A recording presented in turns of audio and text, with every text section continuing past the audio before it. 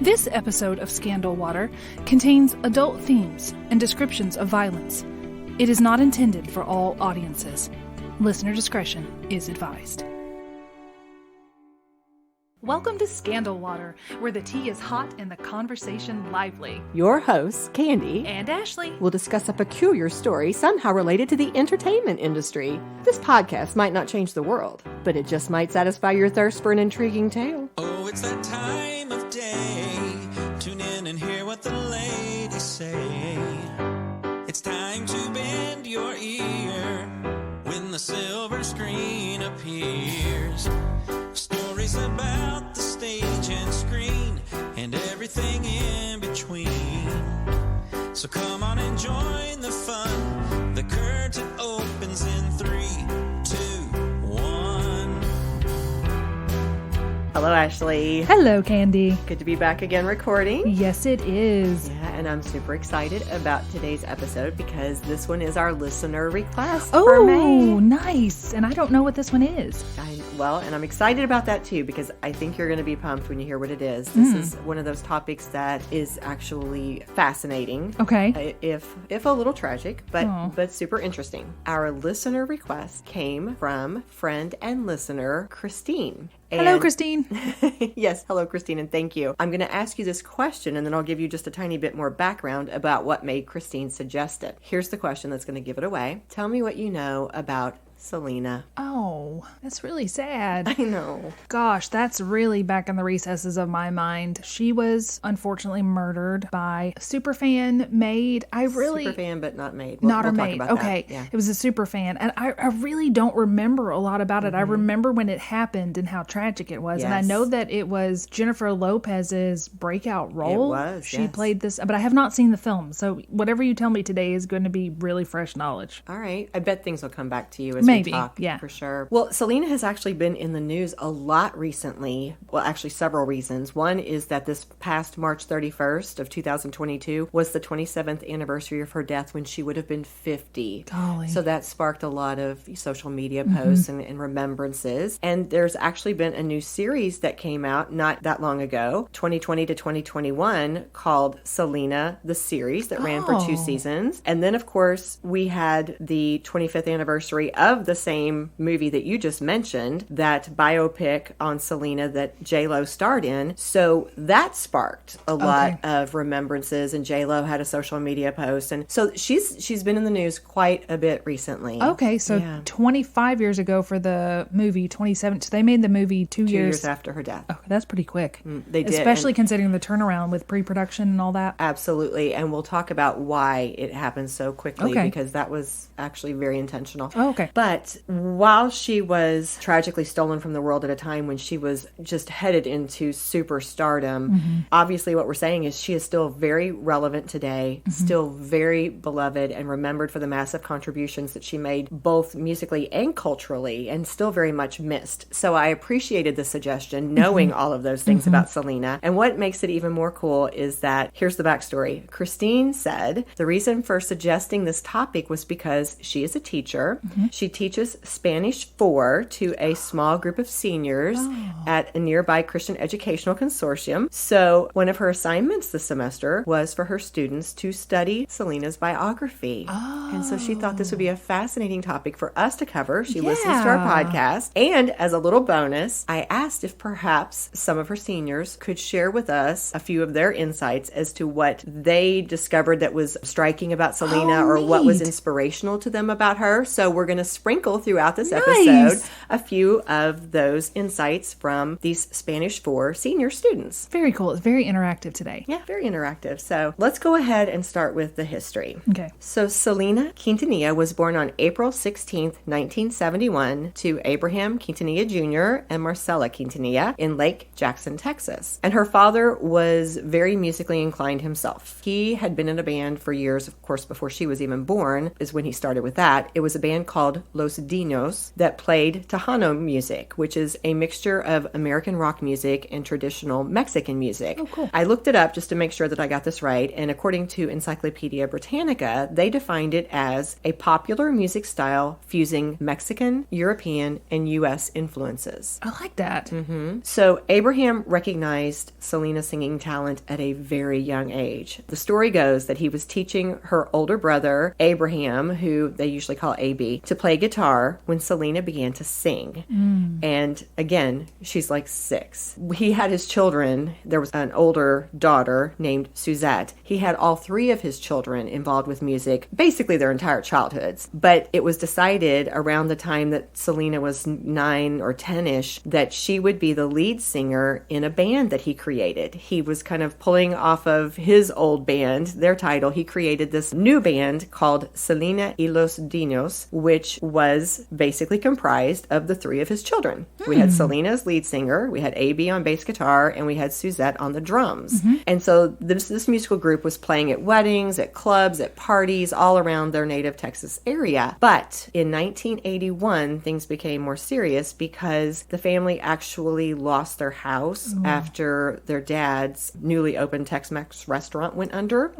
And so Selena talked in some interviews about how their band became very important in terms of supporting the family. Yeah. And she's about 10 now, if it's 81. Yes, exactly. Ooh, that's a lot of pressure for a little girl. She had the quote in People magazine back in 1992. That's when we began our musical career. We had no alternative.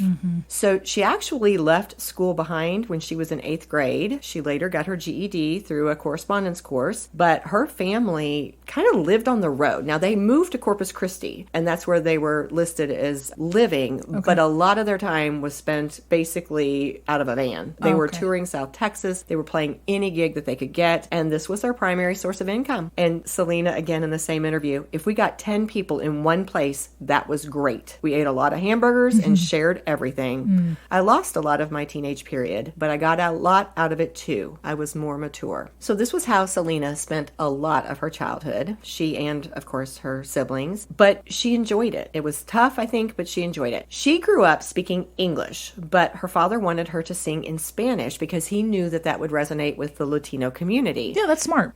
So it talked about in several different sources that she learned the lyrics phonetically at first and then eventually became fluent in Spanish. Okay. And this was something that one of our Spanish students commented on. Kaylin, one of the students in Christine's class, mentioned that she was very impressed by the work Selena put into learning Spanish, using TV, music, different things to help her out in addition to just straight up studying it. And Kaylin said, quote, "She inspired me because of how disciplined she was in wanting to do what she loved." Yeah. There was the discipline, but there was also that urgency because it was necessary to support her family. That's true. So all of that traveling and performing paid off when in 1987, when Selena was only 15 years old, she won the Tejano Music Award for Female Vocalist. 15. That's incredible. And that was the first of an unbelievable number of awards she would go on to win. I did not look this up specifically, but I believe after that first win, she won awards at every consecutive music award, the Tejano Music Awards, for like 8 or 9 years in a row. Her voice must have been incredible. Yeah, she was just even at that pulling young it in. age. It was. In fact, just as a side note, I looked up a few of her videos and listened to them. Oh, Beautiful. Oh, beautiful. And she was gorgeous and had so much stage presence. Yeah, such a loss. But all this to say, she was really starting to make waves in this Tejano music community, which was very male dominated. This was something that came up time and time and time again in my research. They would talk about the fact that it was hard to break into this because this was a male dominated field. And so she had to work and push. But once she broke into it, like she stole the show. Oh, I mean, this beautiful, charismatic, loving, kind person who was super talented, she just made waves. All of these awards, all of this attention led to Selena's landing her first record deal. Well, I should say kind of a higher level record deal because she'd been doing some small things with small labels, I believe. But her first real accomplishment in terms of securing a record deal was when she landed EMI Records in 1989. And that was actually the same year that she met the man she would end up up marrying. Oh, I didn't know she was married. Okay. Yeah, his name was Chris Perez, and he wrote a book at one point, so some of the quotes come from his book, some quotes come from articles and different sources about them, but I'll briefly fill you in on their whole romance. Okay. So here we go. So according to him, he said he first met Selena when he joined her band in 1989. A few sources said it was 1990, but somewhere right around in there. And supposedly, Selena's older brother, AB, was the one who recruited Chris to join the band, but it was, of course, it's Abraham who hired him. I should say this. Abraham managed everything. Their dad. The dad. Okay. Yes. The dad was really very much in control, I think, of all of their careers. He was super smart. He knew music. He knew how to manage things. So he was a heavy presence in all this. Okay. He was the dadager. Like the Kardashian mom is the momager. So Chris was a guitarist. And in his 2012 book, which again was, I should say the title, it was called To Selena with Love, he wrote that he was impressed by how the group was, quote, adding unique sounds to Tejano music. And of course, he was very impressed by Selena's powerful voice. That was another thing that he commented upon. Now, Selena was just barely 18, apparently, when she met him. He was a couple years older. And he said that at first they were polar opposites, but they were attracted to each other. He couldn't say enough about how lively and outgoing she was. And of course, she liked being the center of attention. He said he was very quiet, like to stay back, kind of out of the limelight. Introvert, extrovert. Yep. A tale as old as time.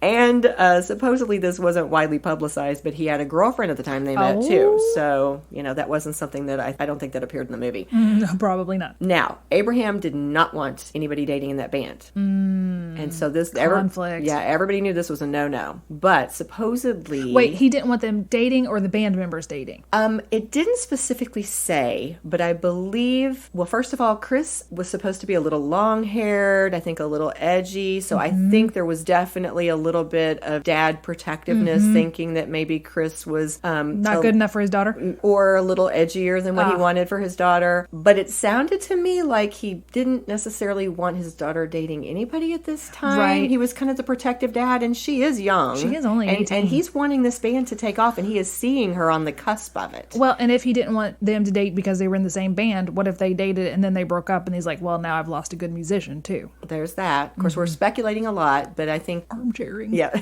there we go. But according to these different sources, the sparks of romance started while the band was on vacation in Acapulco. Beautiful Acapulco. Now, Chris said that it was in Mexico that Selena was truly free to be herself. That was his quote. And reportedly, they held hands for the first time on their plane ride home after they'd hit some turbulence. Oh, that's kind of sweet. And after the trip, their dynamic changed. He said, quote, our feelings for each other had begun to build after that trip to Mexico, despite the constant scrutiny of Selena's parents and their band members within the close quarters of the bus. Because again, they did a lot of touring on their bus, which they called Big Bertha. That's cute. So the two began seeing each other secretly, and of course, they eventually confessed how they were feeling. You'd have to. You're in a van. There's not a lot of secrets in a van. Yeah. And this is so sweet. He had another quote where he said, after they had told each other how they felt, Selena had the biggest smile on her face when we were walking back to the bus afterward. I wanted to tell her, hey, quit smiling. You're going to give it away. That was a quote to Texas Monthly. So they had their first kiss, supposedly, near their tour bus, Big Bertha, and got caught by a band member, Rick. He warned them they needed to be careful because everybody knew Abraham would not approve of this. So again, this was something they were keeping on the down low. At one point, Abraham spoke to Texas Monthly and he gave his perspective on this. Here's what he said. I saw him as a threat. What if they got married and he pulled her out of the band? All the work we did all those years would go down the tubes. And now Chris's perspective, he says, I was ready to support Selena in whatever she wanted to do, but he didn't know that. Oh, yeah. They just needed to have a sit down. I know. Communication people. I know. Come on, guys. We need to start a new career where we're just like, we're going to sit down together and you're going to say how you feel. They tell us and then the other side tells us. We're like, you guys agree. Just sit down and talk. Simple. So Chris believes it was Selena's older sister, Suzette, who told Abraham what was going on. Oh, Suzette. And there was definitely a blow up. Abraham's remembrance is that he didn't know what was going on until he saw them hugging at some point. And here's his quote. I stopped the bus in Harlingen at 2 or 3 o'clock in the morning and exploded. I fired Chris on the spot. I dropped him off in a Whataburger parking lot and said, you find your way home. Oh, no. And then supposedly somewhere in here, he also called Chris a cancer to the family. Oh my goodness. Oh, yeah. So Chris was out of the band, but he said at that point he was tired of sneaking around. He didn't feel like Abraham was treating him respectfully enough anyway. So he wanted out and he moved back to San Antonio, but the couple could not stay away from each other. They would see each other when they could. They were sneaking around still. Abraham caught wind of it again and so tried to keep them away. And here, what happened was Selena showed up at Chris's hotel in Corpus Christi at some point when he was there, and she said, "There's no other way. We have to elope." So as Chris remembers it, Selena was the one pushing for it, and he said, "Well, what about this big wedding you've always wanted?" Yeah. And she said, quote, "That's never going to happen, Chris." So they went that day to a courthouse. She was 20. He was 22. He said he had jeans and a t-shirt on when he went to the courthouse, and they had their courthouse wedding. Oh. Yeah. For him, he said the wedding was a turning point. Quote, "I felt with great certainty that remembering those marriage vows would always be a sort of glue holding us. We had every intention of living happily ever after. Nobody could stop us from doing that now." Quick side note is that when we get to later, when we talk about the J-Lo movie about Selena, Abraham was at first a little upset. They portrayed it that Selena was the one who pushed for the elopement because he thought that portrayed her as being rebellious and he didn't really like the way that it came across. But ultimately, they did show it. I mean, Chris insisted this is the way it happened. Yeah. So they showed it. Okay. So eventually, Abraham accepted Chris as part of the family. He actually gave them one of the homes he owned in Texas, which was near his house. Chris rejoined the band, and Abraham even says, "I'm sorry I pushed you kids into a corner. Let's just continue on from here. We'll go on doing what we were doing as a band, and we'll move forward over this bump in the road." That's a quote taken from Chris's book about this situation. Okay. He kind of did Romeo and Juliet him, You keep saying they can't see each other. It's just going to make that even more desirable, which it sounds like they were genuine anyway, but... Yeah, and you make a good point, because they had some bumps. At one point, they talked about getting divorced, and they were together not quite 3 years. So it wasn't like it was all, sunshine and roses. Right. But they were also very young. But they were very young. And overall, they were very happy. Just one last little note about their married life, just because I knew you'd be interested in this. They loved animals. Aww. So they adopted 5 dogs, and they also, this part did not make me happy, they had a pet snake. Yeah. Chris wanted one, so they adopted a ball python named Bugsy. Oh. And apparently, once the 4-foot-long snake escaped from its aquarium and embedded itself in the mattress. No. No, sir. Okay.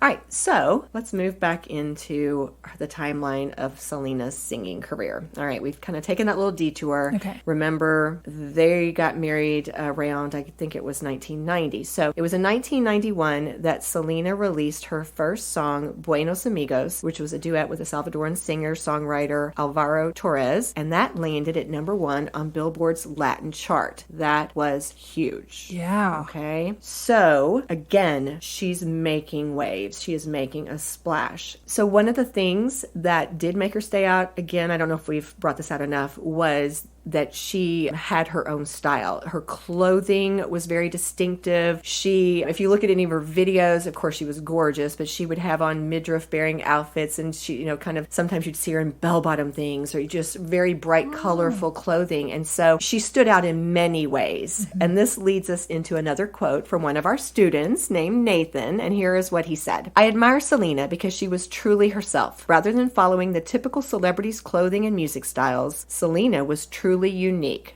Through her wild style and powerful voice, Selena showed that individuality should be celebrated." I like that. Yeah. So she quickly became the biggest star of Tejano music, with millions of records sold worldwide. And she's actually credited for taking Tejano music into kind of the mainstream of... And this is still the family band, right? Yes. Okay. Yes, still the family band. So at this point, she is winning awards. She's one thing after another. She made history in the 1994 Grammys by becoming the first female Tejano artist to win Best Mexican/American Album. And her album, Amor Prohibido, sold more than 1 million copies and became the best-selling Latin album of the year for 1994. 3 of her albums reached platinum selling status. There were just several things in this short amount of time. That is a lot. And so that's why I ask about the family band. She is winning all of this stuff, or the band is winning it and she's the front person? At this point, she's still with the band. She is the front person.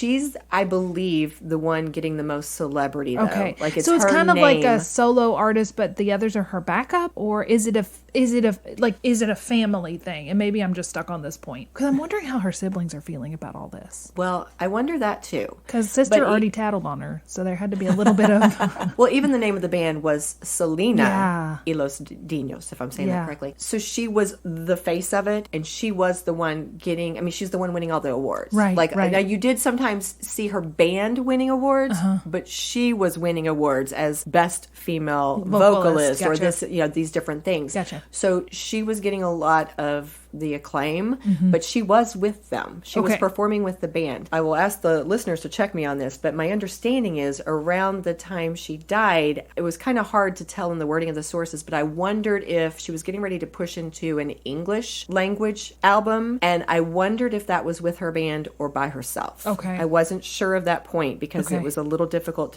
to tell in the sources. Okay. But my understanding is until the time she died, all of the albums had been with her band. Okay.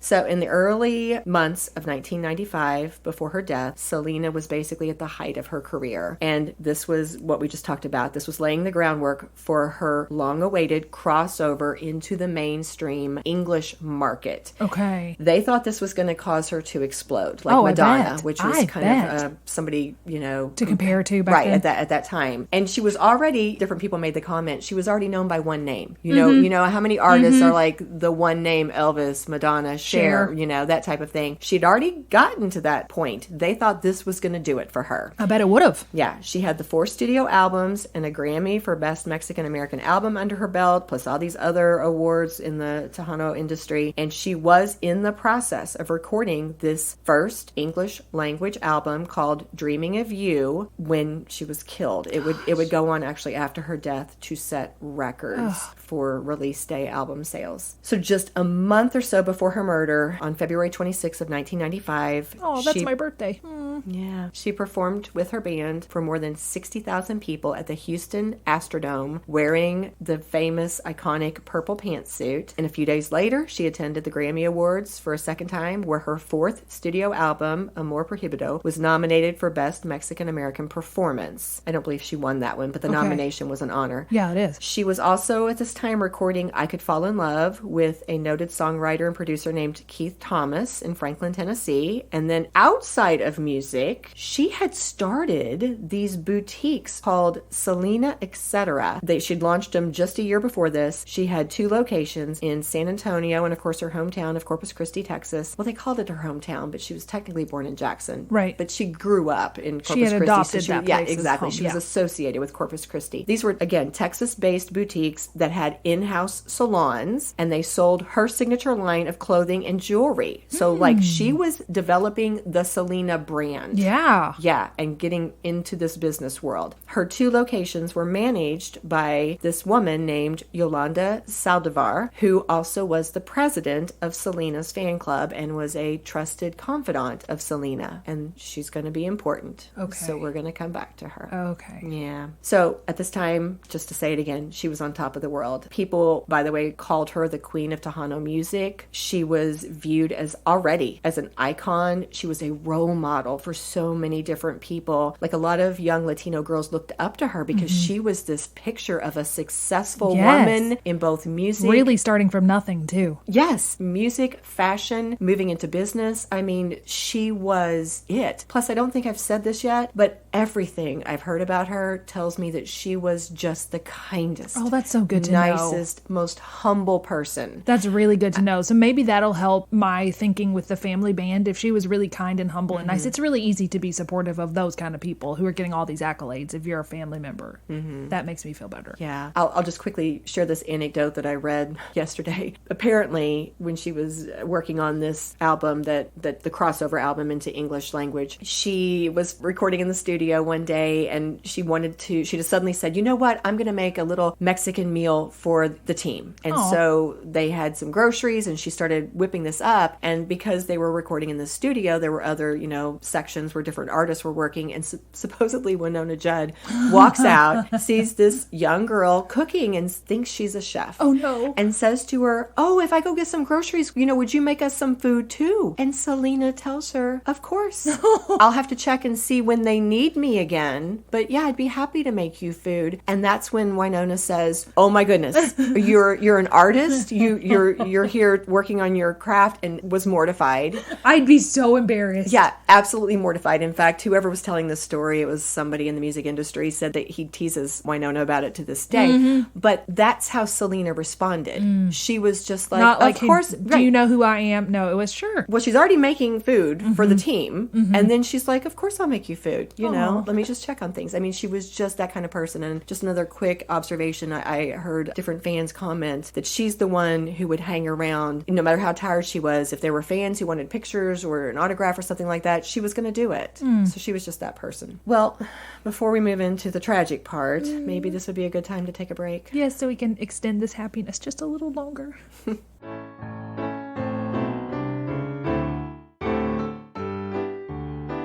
So Yolanda Saldivar first came into the Quintanillas family's life in 1991. She was actually, I think, around 30 years old, and she was a registered nurse at that time who was born in Texas. She was older than Selena, of course, by something like 11 years. And from the word go, she claimed to be Selena's biggest fan. Mm-hmm. Supposedly, she called Abraham, incessantly, and pushed because she wanted to create a Selena Fan Club. And they gave her permission. So later that same year, she founded the Selena Fan Club, and of course, she was the president. And people called her Selena's biggest fan, but many people, especially reflectively, called her a super fan and said she was just almost obsessive.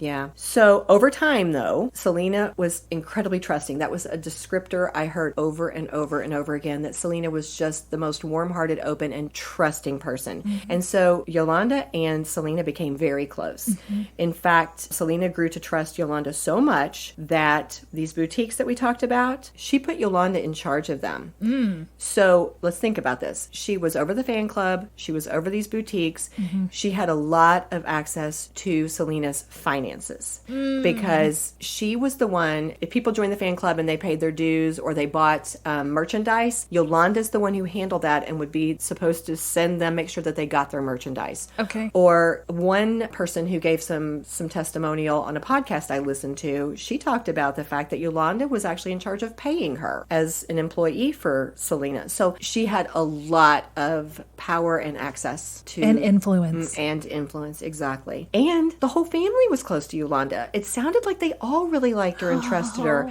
She was a bridesmaid in Suzette's wedding. So, despite the fact that the family really liked her, again, I don't know how much of this was people looking back and seeing things... Hindsighting it. Hindsight, exactly. Or if they were seeing things at the time, but I saw numerous things that seemed like red flags. Mm-hmm. Lots of oddities, things that just were not right. I'll give you just a few examples. Okay. When Selena would perform in San Antonio, oftentimes Yolanda would be by her side. According to Texas Monthly, they said she liked to be Selena's eyes and ears. She was very kind of possessive. That was a word people used. She was a little possessive. She wanted to be with her a lot. And that doesn't seem like anything bad. But here's a more, I think... Scary. Telling example. People described her as a loner, and one woman who moved into an apartment with Yolanda at one point, I think they were trying to share for expenses, she discovered that Yolanda didn't just have pictures of Selena on her walls. She described the whole place as looking like a shrine. And that woman moved out after only 2 weeks. Yeah, no.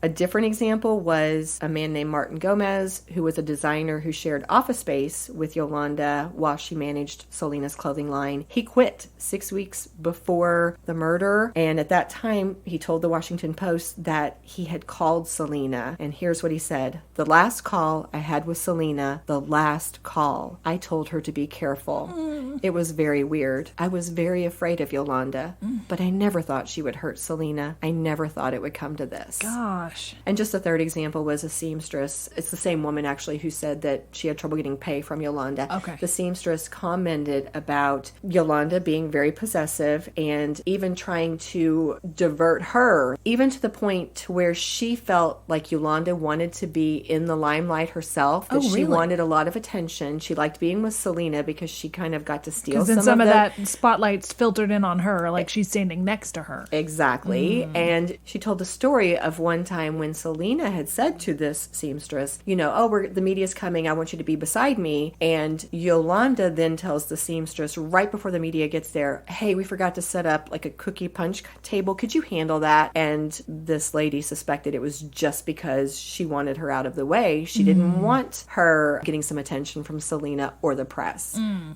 So just red flags. Lots of red flags. Yeah. But the real problem was they realized Yolanda was mismanaging and even embezzling some of the funds. A few months before Selena's death, Abraham received several complaints from people, such as people from the fan club, who said, I sent him my money, but I never got my merchandise, or I never got that little bag of goodies that you're supposed to get when you join. He was getting a lot of complaints from the fan club, and there were other things that caused him to start looking into the finances. And when he investigated, he discovered, by his count, it looked as though Yolanda had embezzled more than $30,000 from the boutiques and the fan club. Ooh. This is from a news report that came out at the murder trial. So in early March of 1995, I'm not sure if it was the family or just Abraham, but they confronted Yolanda. And Abraham apparently fired her at that time. Like he felt like he had enough, that he just needed her gone. Yeah. But when they fired her, Yolanda still had access to documents and paperwork and like those fan club records that they needed to try to make things right. Yeah, so it sounds like Dad jumps the gun and likes to just fire people immediately, and maybe he needs to be a little more diplomatic. Get that stuff first and then fire her. Mm-hmm. Like, hey, Yolanda, can we have a copy of this? We need something, and then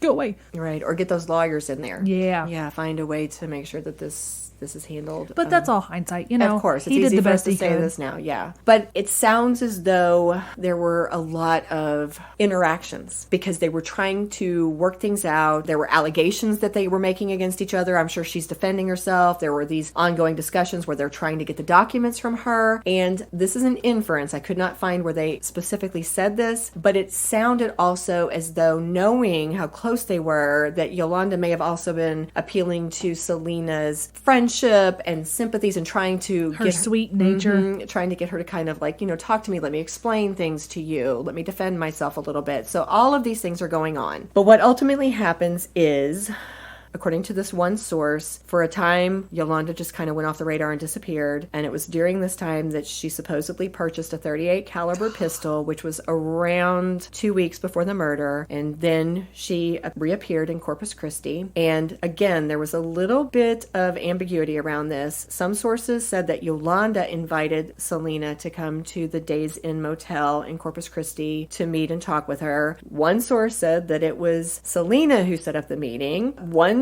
source said that Yolanda had kind of almost, now they didn't use the word lured, but it kind of sounded like that. Yeah. That she claimed she had been raped and she was looking for Selena to come and comfort her, and that was a way she tried to get Selena to come to the motel. I'm not exactly sure how that played out. Different sources had different versions. But for whatever reason, on March 31st of 1995, Selena went to the Days Inn Motel in Corpus Christi to meet with Yolanda, and we do know that she was trying to collect documents, those records. That's definitely one of the purposes for that. Now, she probably thought, we're good friends, I can go reason with her, she'll give them to me. Mm-hmm. That's what I wonder. Or even, who knows, maybe she was thinking, we can work this out. Maybe. We can make this right. Maybe. Who knows. But this is where I'll bring in another insight from one of our friends from the Spanish class, Braden. Braden says, Selena impacted me through the way she always believed the best of people. Until the very end, she loved Yolanda and sought to see the good in her heart. Selena was was a young girl in a brutal industry, but she still believed there was good in people. Which kind of, that touched me too. Because I'm sure that was part of why she went. She did. She still trusted Yolanda. Yeah. She probably never dreamed anything bad could happen to her that day. I know. I think we talked about this in the Rebecca Schaefer episode. You wish that there was classes for these sweet, trusting girls to go, this is not the way the world is. This just, I don't even know. It just feels like there needs to be some kind of boot camp for when you become uber famous or want to become uber famous, the pitfalls of it, because this happens way too much still. It does happen way too much. But again, you said still, and you remind me, this was 1995. Yes. I mean, things weren't quite as awful, and these kinds of incidents were probably not as prevalent back then. I don't know. I don't know. Well, let's go ahead and move back into this. So Selena went to the motel. According to some of the staff who were there at the motel, the two did argue, and apparently at one point, Yolanda pulls out that .38 caliber revolver and she aimed it at Selena. Selena tried to run away, but Yolanda shot her once in the back. The bullet shattered an artery in her collarbone before exiting her chest, and according to a report in the Associated Press, the effects of that negatively impacted her brain function. Oh gosh. So she died. Did she just die immediately? No. Things were pieced together. They have 911 transcripts from that day. They had testimony at trial from different people who were there at the motel who were firsthand witnesses. Yeah. And then we'll get to it in a minute, but we actually had some things from Yolanda herself. So putting all these pieces together, here's what happened. People in the motel saw Selena running and screaming down one of the motel corridors with Yolanda chasing after her. And then this person telling the story says they recalled Yolanda stopping just short of the lobby, lowering her gun, and then returning back to her room, which was room 158. And so then the front desk clerk, a woman named Shauna Vila, recalled that Selena burst into the motel lobby crying, and she said, "Lock the door. She'll shoot me again." Oh no, she'd already been shot? Yes, she'd shot her back in the room. Wait, so she shot her in the room, and you said it negatively impacted her brain function? But she was still able conscious to speak and moving at this time. Yes, it hadn't taken full impact on her yet, full effect on her yet. Baby. I know. So this next part comes from the interaction with the 911 operator. A clerk said, "We have a woman, ran into the lobby. She's been shot. She's laying on the floor and there's blood." The 911 operator said, "How old is she?" The clerk replied, "She looks about 20. The 911 operator said, "She's in the lobby right now?" And the clerk replied, "Yes, ma'am. She just passed out." So at this point, Selena was bleeding, collapsed on the lobby floor, but before she lost consciousness, she made a point to identify Yolanda as her killer because according to the report from a man named Ruben De Leon, who was the sales director for this motel, he said that she said Yolanda Saldivar in room 158. Wow. She named and her killer. She had the capacity to just think clearly and go, if this is the last thing I have to do, I'm going to say who did this. Those were her last words. Those were her last words? Those were her last words. Oh, gosh. She was rushed to the hospital in an ambulance where she died. And it was days before her third wedding anniversary and not too long before her 24th birthday. So she was only 23. She was such a baby. Yeah. So meanwhile, Yolanda ends up going out and getting into a pickup truck, I believe in the parking lot of that Days Inn motel, and she still got the gun, and proceeds to have something like a 10-hour standoff where she's threatening to shoot herself, and there's a negotiator on the line with her. A podcast that I listened to just the first part of it, but it was very interesting. It was called Selena, A Star Dies in Texas. They had actual audio recording of some of that conversation with the negotiator, so you could hear her voice and what she was saying. Oh yes, so disturbing. But for hours she's in the car threatening to hurt herself, and they eventually talked her down. But all these people, the news report had gone out of what had happened. All these people were gathering in the motel parking lot. In fact, a reporter named Irma Garza from KGBT, which was a CBS news channel down there, she showed up. She'd only been an anchor person for like a couple of months, and she ends up here at this site. And so she had some quotes. One of them was, "There was an enormous amount of people that were waiting to see what happened and how Selena was doing. But then didn't while they're know? there, well, she was pronounced dead while they were there. In fact, Yolanda heard it over the news report while she was in the car still negotiating with this person. So Did they name her in the news report too? I don't know that part. Okay. I just know they reported that Selena had died. Okay. And that set Yolanda off because she kept talking. One of the things she kept saying was, I have no dignity left. And of course, this was her best friend. And so back to this news reporter, she said, quote, "The people would not leave even in the rain. They didn't start to leave until Yolanda got out of the truck. At that point, it was quiet. Then someone yelled, 'They got her.' And when they took her down, the cheers Oh, erupted." golly. So, yeah, so these people, I think at that point knew, if they didn't know her name, they knew this person in the Had done standoff it. obviously was the person who'd done it. Wow. Yeah. And good for them to restrain themselves and not try to do mob justice. Mm-hmm. That'd have been scary. Yeah. So in terms of why she did it, Yolanda has always maintained, even till today, that the shooting was an accident. You don't accidentally shoot someone in the back of the... Well, Bernie said that, but I don't know. Yeah. You don't accidentally do that. Selena's father, Abraham, said she was, quote, "the trusting victim of an obsessed, unbalanced fan who stole thousands of dollars from the singer's businesses and then killed Selena after realizing she had been cut from her life." That was that's his what take on it. I agree with him so far from what you've said. And then a lead prosecutor in the murder trial that would end up happening had this quote, "Yolanda wanted to kill Selena because Selena was firing Yolanda. She wouldn't exist if she didn't have Selena. And if she didn't work for Selena, she didn't want to work for anybody." So those were some different takes on it from different people's perspective. Ultimately, Yolanda was found guilty of first-degree murder. She was sentenced to life in prison. Over the years, she continued to maintain her innocence and filed for several appeals, which went nowhere. But she is expected to be eligible for parole in 2025. Really? Eligible for parole? That probably doesn't mean she'll get out, but Yeah, she's yeah. eligible. Okay. Selena's death, of course, was marked by this unbelievably massive public outpouring of emotion. According to one source, over 60,000 fans attended her public viewing at the Bayfront Convention Center, and then massive crowds also gathered for a mass in her honor that was held at the LA Sports Arena, where she was supposed to have performed that day. She was buried at the Seaside Memorial Cemetery in Corpus Christi, Texas on April 3rd, 1995. The private funeral was broadcast live, and in Chris's memoir, he wrote that guests were asked to place white roses on her coffin, and he said by the time Selena was buried, a 2-foot pile of roses was piled on top of the coffin.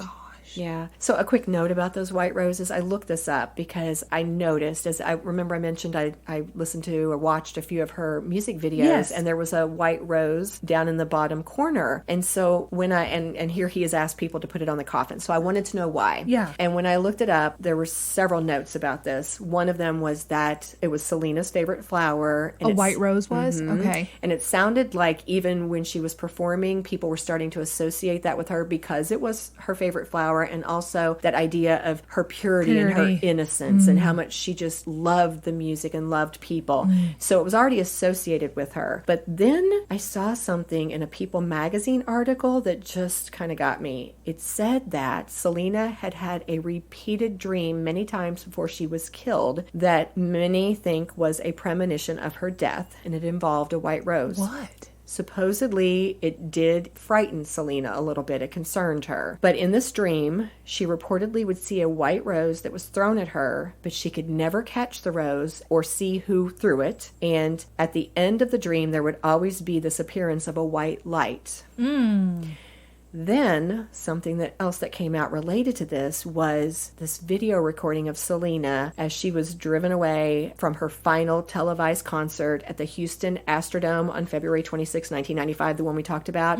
Again, it was just weeks before she died. But in that video, you can see a fan throwing a white rose to Selena, but she didn't catch it or even see it. So in that video, it lands on the ground behind her as she's smiling and waving goodbye to the audience. Oh my gosh. So it seemed to become, very symbolic. Wow. So this white rose is still, of course, associated with symbol. Selena. It's symbolic. It appears at the end of this Selena biopic that we're about to talk about Okay. now. And also, again, on these videos, it's there. So Selena's last album, the one that we've mentioned before, the crossover one, was called Dreaming of You, and it was released posthumously in 1995. Came out less than 4 months after her death, and it was the first album by a Latin artist to debut at #1 on the Billboard 200. Had she finished it, or was it partially done? Do you know? You know what? It was not mentioned. I think she must have had it finished because Okay. it didn't talk about any specific Okay. things they had to do. Okay. And then, of course, not long after came the Selena movie that we've now mentioned several times.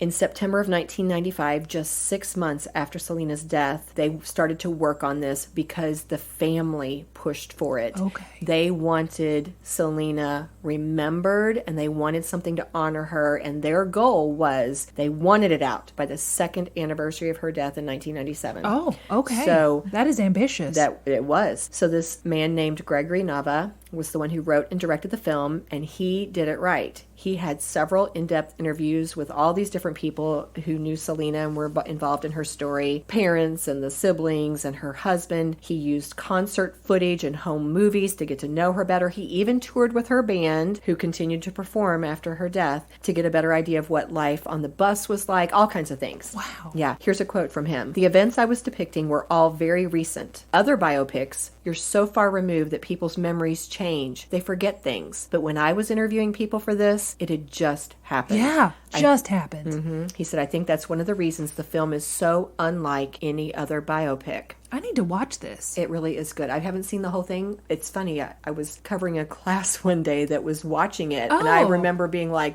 this is It's really good. amazing. Okay. Yeah. So now I have to go back and watch the whole thing. So the first draft of the script was finished in early March 1996. That's like a year later. Yeah, that's a lot of research in the that's impressive.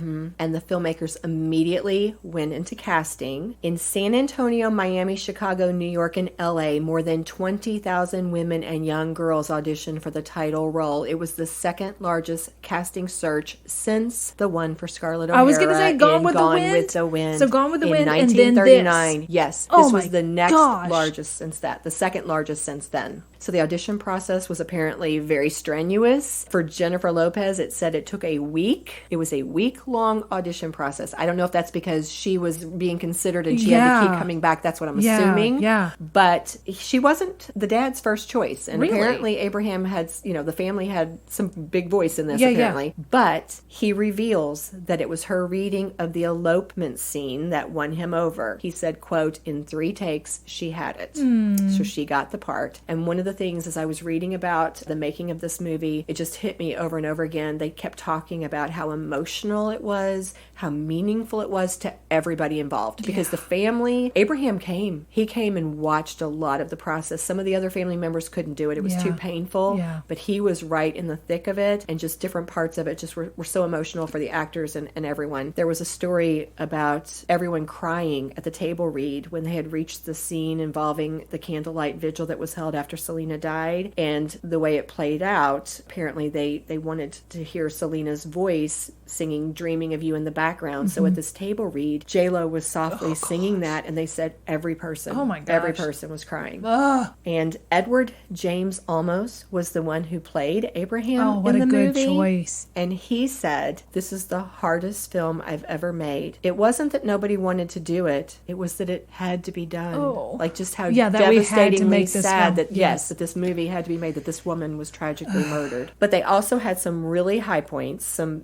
big celebrations. One of the most touching moments, I think, for a lot of them was when they were filming Selena's iconic Houston Astrodome performance. They were filming it in the San Antonio Alamo Dome, and the crew put out a call in the San Antonio Express News asking fans to come down and to dress as if they were headed to a Selena concert. And the director-writer, Gregory Nava, says, "We didn't know if anybody would show up. 35,000 people came for free. They didn't pay anybody anything." Oh my goodness. I'm going to get too choked up. I can't. Oh, okay. I know. So the film, which starred, we have already said, Edward James Olmos, and Constance Marie was the one we haven't named yet. She played Selena's mom. And of course, Jennifer Lopez as Selena. It debuted on March 21st, 1997, less than 2 years They after made it. Selena They was did killed. it. They made it. Wow. It wasn't a blockbuster per se when it was initially released, but gained such momentum. a following, and they refer to it as a cultural touchstone among Mexican Americans, and was recognized in 2021, just this past year, by the Library of Congress as historically and culturally important. Wow.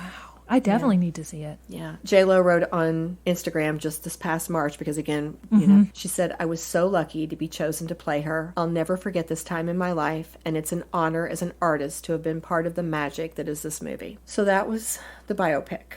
Okay. Let's talk about Selena's legacy and aftermath of her death. So the tragedy, of course, front page news for days, which is credited with leading to the creation of People in Espanol, Newsweek in Espanol, and Latina magazine, after showing everybody, all these publishers, the size of the Hispanic news market. Also, we had so many celebrities who were paying their respects to Selena. Gloria Estefan, Madonna were some of the ones who directly contacted the family to offer their condolences.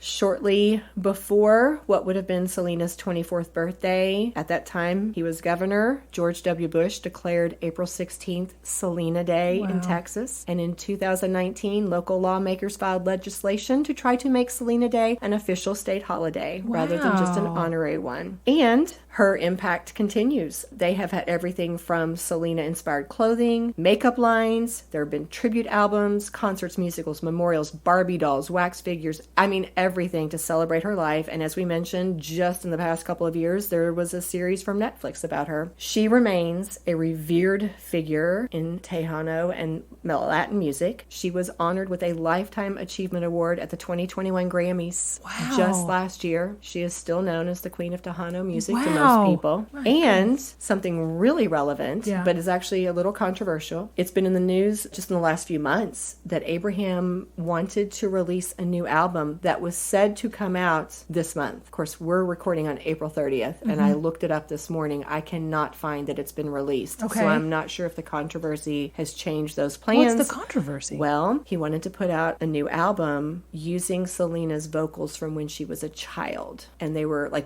when she was doing all of that recording and all of that performing as a child and teenager, I should say, not just as a child. But they were, I think AB was involved with digitally aging her voice.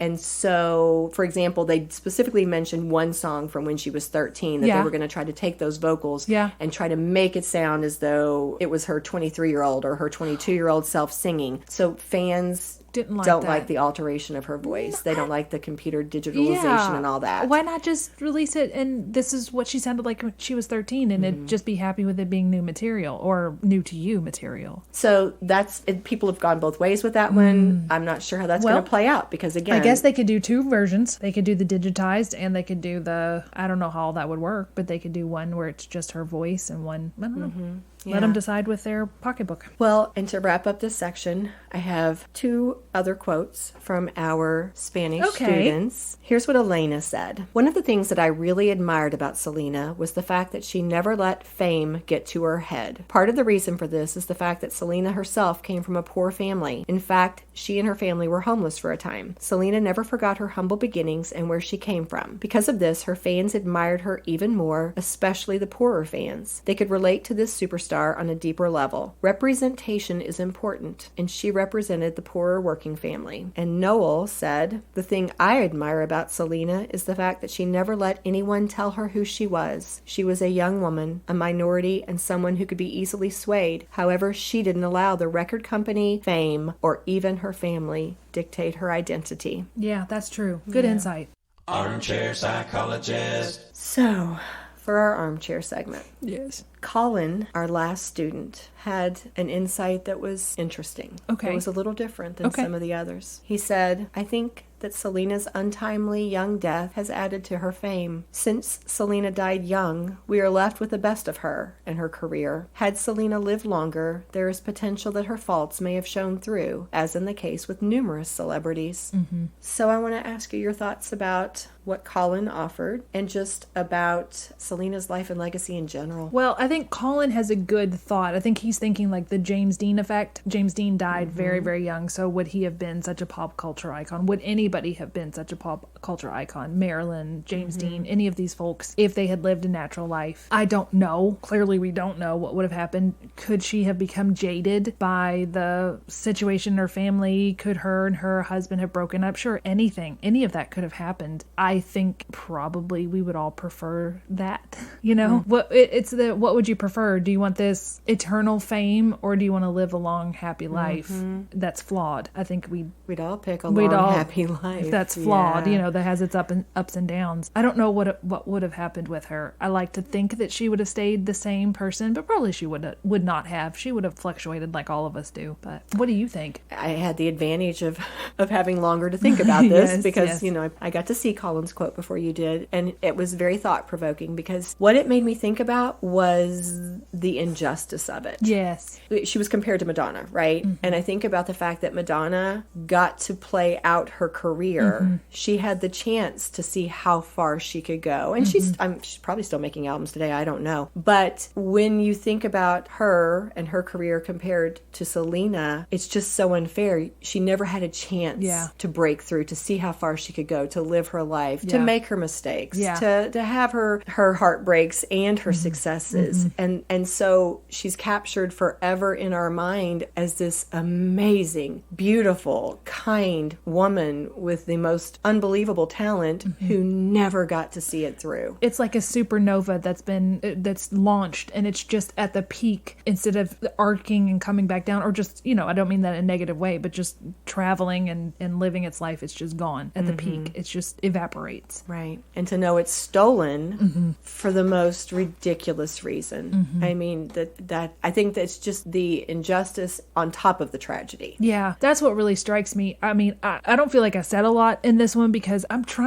sincerely trying not to just kind of cry about this, because I didn't know very much about it. So learning all of this, and just like you said, learning about the injustice and the horror and how sweet she was. And not that anybody deserves this. That's not what I'm saying. But the fact that she was this kind, sweet, gentle soul, really, it just hurts. It really hurts. Yeah, it does. Well, a big thank you to Christine for making the suggestion, and her students for sending in these wonderful insights that have added to this episode. Yes, and it definitely made me go, I'm going to go watch this. It's just something that, there have been certain things in because this happened when I was around 15, so there's just been certain things that I just kind of missed. They were just in my periphery because I wasn't involved in that kind of music or listen, but that's something I need to learn about, so I want to go watch this. I feel like she made such an impact on so many people. I feel like we owe it to her to get the full measure of what all she did do. I agree. Yeah. So a big cheers to Selena. Cheers to you, Selena.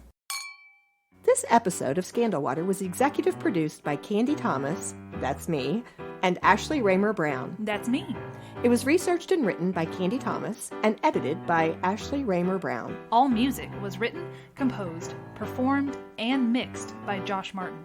The artwork was designed by Matt C. Adams, while our website was developed by Joshua Reith. If you like what you hear and you want to help keep the Scandal Water brewing, please go to our website, scandalwaterpodcast.com. Just click on your podcatcher of choice, then hit follow to subscribe. And while you're there, you might as well leave us a 5-star rating and review. And don't forget, it's always more fun when you share your tea with others. As a reminder, this podcast is purely for entertainment purposes. The thoughts and opinions of the host during each episode of Scandal Water are their own and do not reflect the opinions of any future guests, advertisers, or clearly professional psychologists. Thanks for listening.